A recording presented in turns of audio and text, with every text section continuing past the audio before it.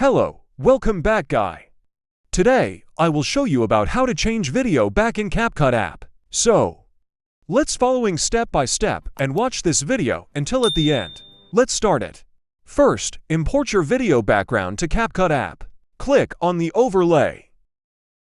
And then click on Add Overlay.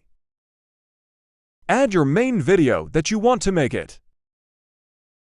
Zoom your main video to full screen here.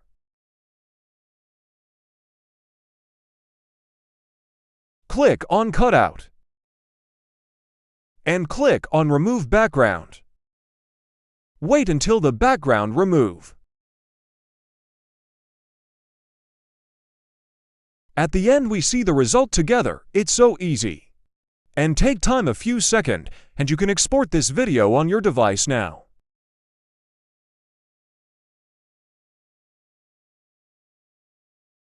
Thanks you for watching this video. See you in the next videos.